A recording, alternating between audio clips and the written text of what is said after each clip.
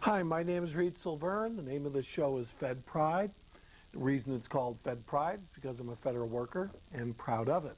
As you can see, I have the entire world behind me, and I'm going to do a traditional spin of the earth and place America, the United States of America and North America in general, in front of us. Why am I doing this? Because let me caveat that today is Friday, the 10th of August for me. For you, it's probably the 13th of August or the 14th of August, Tuesday. Or it could be a rerun, and it could be 2008 or 2009 or whenever I choose to give this to the person who runs it. So one thing I've been careful not to do is to get too topical, especially as far as the stock market and the economy is concerned. Every time you talk about it, stock market goes down 378 points like it did day before yesterday. By the time anybody sees it on the air, it's gone up 500 points. People are saying, what the heck is he talking about? But there is an underlying problem. Just in general, at least at this point, and I only know what happened this morning because I rushed down the street in order to get here and walked in with zero preparation today. So basically, everybody's talking about the subprime mortgage market. And usually I don't get into this kind of thing, but I think a year or two ago, I did talk about it. That basically the prices of real estate was climbing and climbing. The interest rates were artificially low to offset the recession that occurred, that started really with the Enron collapse, the internet.com collapse. Basically, there was contraction that could have happened and didn't because the Federal Reserve poured money into the short-term market and started lowering interest rates and lowering interest rates. And between about 2000 and 2002 or 2003, the real interest rate went below zero, and the actual interest rate went down. I think the prime rate at one point was down to 1 or 1.5%. Now that means that a bank can borrow money at 1.5%. If the mortgage rate's down to 5%, they're making 4% profit.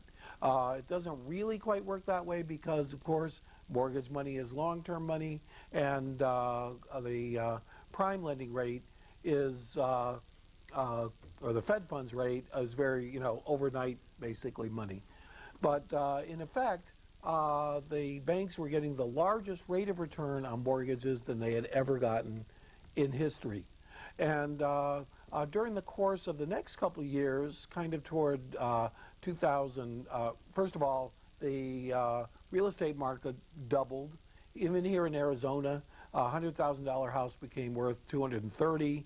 $300,000 house became worth $600. That mostly is in the real exclusive areas, the Oro Valleys and of the country, and the Scottsdales. Prices soared. But even in the middle class and lower middle class areas, an asset that was worth basically enough to support a mortgage that would be about equal to the rent doubled in value. And in California, it got outrightly ridiculous. I have relatives that have tract houses in Orange County on tiny little postage stamp lots. They have a lot of square feet, but they're basically on a tiny lot, $650,000, $750,000. Houses that were bought for $250,000 to $300,000.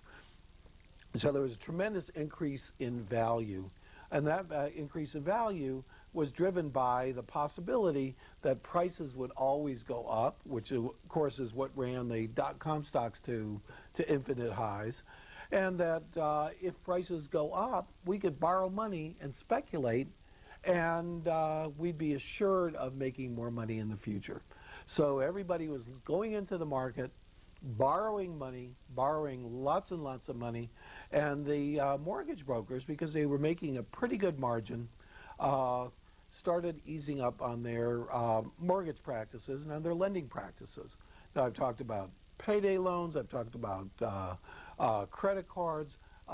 There's just a tremendous wash of debt that's been going on among the regular average American consumer. And that's now coming home to roost.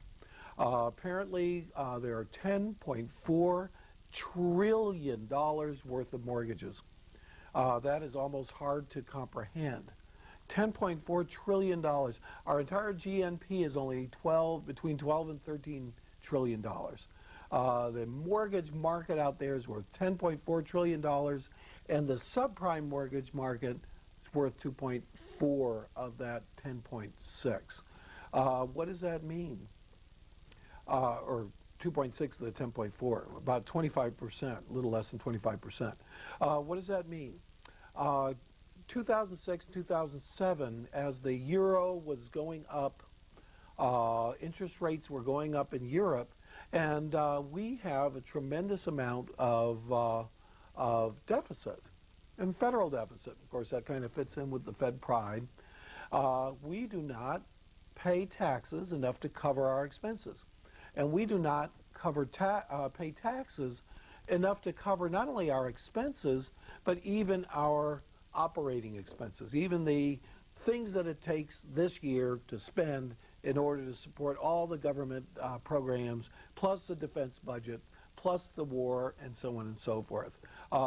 It's okay and pretty typical to borrow money for capital improvements, new power plants, dams, the interstate roads, and so on and so forth. But for operations, we should be at even Steven. And clearly we are not. And that, of course, is a big problem. So we have to borrow, it was at its worst about $380 billion. We still have to borrow over $200 to $300 billion a year just to support our federal government. And to do that, we issue bonds, and we need Europeans and Chinese and Japanese to buy these bonds. So when the euro interest rates, the central bank in the Eurozone kicks up interest rates, the dollar goes down, which it had been, and started going down precipitously for a while, but it kind of stalled out a little better than $1.40, $1.38, $1.39 one day, $1.37 the next, and $1.40, $39.9 another day, but basically at almost $1.40 per euro. Now, this is a euro that was worth 86 cents just 5 years ago. So euro has gained 50% of its value against the dollar from its low to our low. So in order to keep Europeans investing money, they are losing money in euros when they invest money in America in dollars, in dollar-denominated treasury bonds. They're just losing their shirt when the value of their currency changes 50%, which it did. So in order to keep the dollar at a rate that people trust and that people aren't going to just sell off, the Federal Reserve actually increased the interest rates slowly but surely till we get to today when the Fed rate is about, I believe, 5.5%, but don't quote me on it because I didn't pull that information right before going on the show like I usually do. So we have a situation where the Fed funds rate has gone from 1% to 5.5%. Now, what is the mortgage market going to do?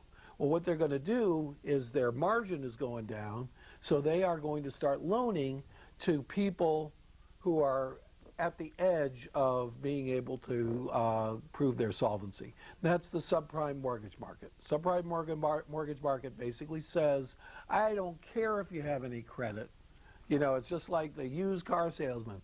No credit, nobody will give you a loan. Come to my used car sales and I'll give you a car. You will not leave without a car. And that's basically what we did. And we said, you will not leave without a house. They had mortgages in which you have an ARM, which is an adjustable rate mortgage. People got an adjustable rate mortgage at 5%, and they're paying $1,500. That's now gone to 7 or 8%. Now they're paying $2,000. They were on the edge of two incomes trying to scrape together the $1,500 that they were when they had the original, when they got the arm in the first place? How are they going to get another extra $500? They're going to get a third job? They're going to get a fourth job? There's certain limits as to what you can loan and who you can loan it to. But everybody thought, if the other big one is 5-year balloon mortgages. I'll give you a mortgage at 5%, and in 5 years, you'll have to refinance. Well, what happens if in 5 years I borrow $300,000 for a $350,000 house? What happens if that house is only worth $250,000 in 5 years? I am not going to be able to pay that balloon, because you have to get a mortgage to pay off your old mortgage, because you owe the entire amount at the end of that 5-year balloon. All that interest has gone to nothing. And of course, a lot of those people are going to lose their homes. There is talk that there are as many as 7 million subprime borrowers. That's 7 million people that are potentially could lose their homes if the price and value of real estate don't keep on going up, keep on going up, keep on going up, keep on going up. And of course, it's not keeping on going up right now, it's stalling. The price has gone down a little bit in some markets in California, in the East Coast, or rather I should say in California, the East Coast, to get used to pointing in the opposite direction. But basically in those areas with those very, very high prices, the average people are getting squeezed out. They were getting squeezed out when they were going into alternate, weird financial mortgages that basically used up all of their potential, their last dollar, on the basis that if I can scrape together this payment for a few years, I am going to sell this place, I'm going to get a heap of equity. And they've seen other people do it. They've seen people out there who bought houses in California for $150,000 in 1975 or 1980, and now that house is was saleable for $800,000, $750,000, some for $1 million, and that's $900,000, $850,000 in cash. And then, you know, they have to take out the realtor fee, and they have to take out their 15% capital gains tax, but they're walking away with $700,000, and I don't have any house at all. Why shouldn't I do the same? And of course, everybody thinks, while things are going up and up and up, that the laws of physics, the law of gravity, and the law of finance is completely turned around. And then again, it doesn't. That $800,000 house that was bought for $150,000, if somebody buys it at the $800,000 and then it drops to $700,000, which for that person who bought it in 1975 is still a great deal, that is a disaster. That means that you can't even walk away from your loan because you still owe money. You can sell your house and you still owe money. So that is what the subprime market, mortgage market is all about. Well, there's another problem, and this gets a little subtle, but I'm going to go through it. What happened was, originally, you go to a bank or a savings and loan, you get a mortgage, they'd pay the mortgage, that particular bank would basically borrow the money to loan to you at a certain profit, and they'd get a certain number of percent, and they'd pay their people that work there and their interest, their hopefully lower interest, or they would pay their depositors their savings interest, and that's how they would finance that loan. Well, what happened was these loans would be packaged into securities so that you could go out there and you could go and say, go on the stock market, and there'd be a right or some kind of security, and you'd buy shares at $50 a share. You buy 100 shares. That would represent a certain amount of a package of these subprime mortgages or even prime mortgages that would be on the market.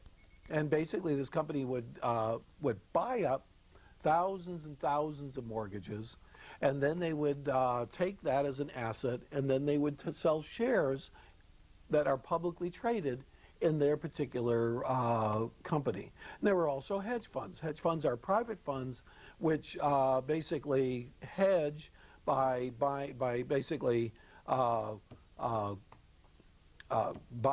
putting a sell order in, putting a buy order in, and there's a very, very slight advantage either way, so that if it sells, I still make a little money, and but I lose the money on the buy. If it goes up, I gain a little money, but I lose a little money on my short. And basically, I have this algorithm, this calculation over here, that no matter what happens, I make a little bit of money. But of course, what that doesn't take into account is if the thing becomes worthless, that you can't hedge that. Because if you put a short sell on it and it's worthless, nobody's going to take your short sell. And if you put a buy order based on it's going down, then or a sell order, nobody's going to buy it. So what happened is Bear Stearns, which is a big giant bank, basically an investment banker, those are the kind of guys like Goldman Sachs, which is probably more famous, that go around there and they finance big mergers where Fox News Network buys Wall Street Journal, stuff like that. And that's their usual business. But they've also been getting into the business of packaging these mortgages and then selling it to their investors as if they were a stock. And so you sell it at $50, and it makes people pay their mortgage and they pay their interest. They get 6% a year. So the value of this mortgage portfolio goes up a little bit or goes down a little bit. But what happens when it goes to zero? When it goes to zero, all of those investors lose all of their money. And that's what happened. Bear Stearns, they had 3 hedge funds that were in the subprime mortgage market, and they bellied up.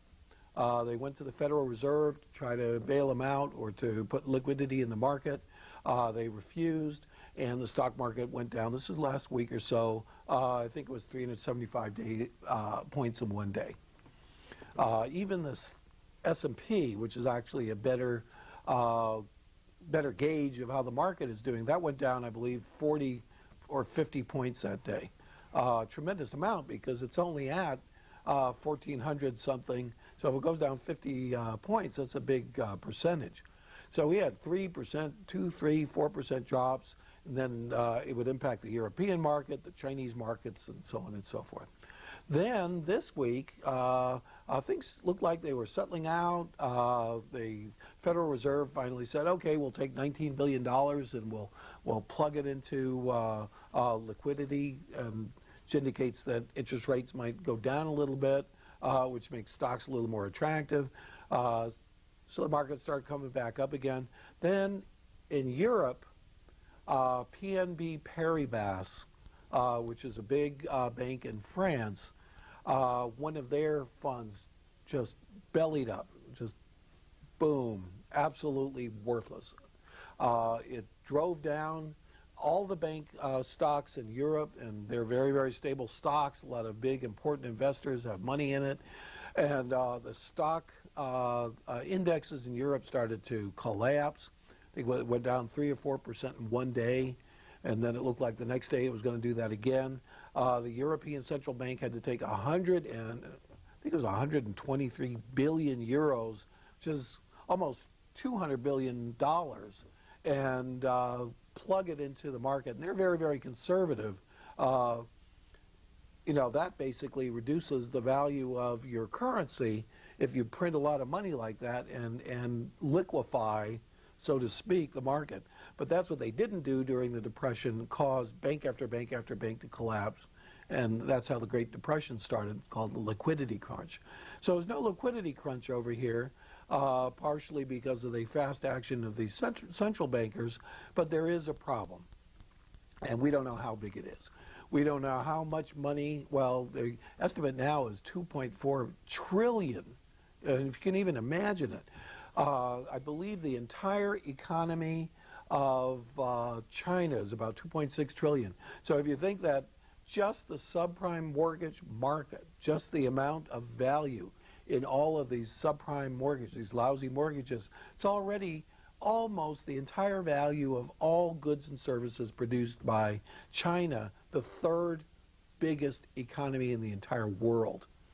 So it's pretty devastating, and we don't know how many people are going to end up out of their houses, what's going to happen to the market, and eventually they're going to have to make a decision to either just save all the subprime mortgages. They won't save the people, they'll only save the banks.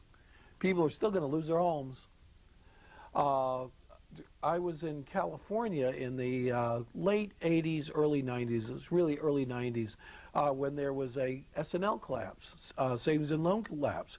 Savings and loan collapse caused housing prices to start to collapse in on themselves. That was because people were buying houses using the savings and loan. Builders were borrowing money using their own savings and loan. In some cases, the builders owned the savings and loan and would loan money to themselves no matter whether it was a good risk or not. And all of a sudden, a bunch of those collapsed. The credit market for these kind of loans collapsed, and prices started going down. And especially in California, Lincoln Savings and some other savings and loans were part of the market. They're key parts of the market. So what was the bottom line of that? Well, the bottom line of that is houses in those days, a real good expensive house a mile from the beach was $300,000. Those houses go down to $250,000, but people had a $290,000 mortgage, so they were completely unable. They either had to scrape together their mortgage payment, and that was based on two incomes, and if somebody got laid off, they couldn't make the mortgage payment. And it was really funny because a lot of the banks carried the mortgager. They didn't foreclose, and they left the person in their house not making a payment. Then when the market came back and actually got better, then they would kick the person out of the house.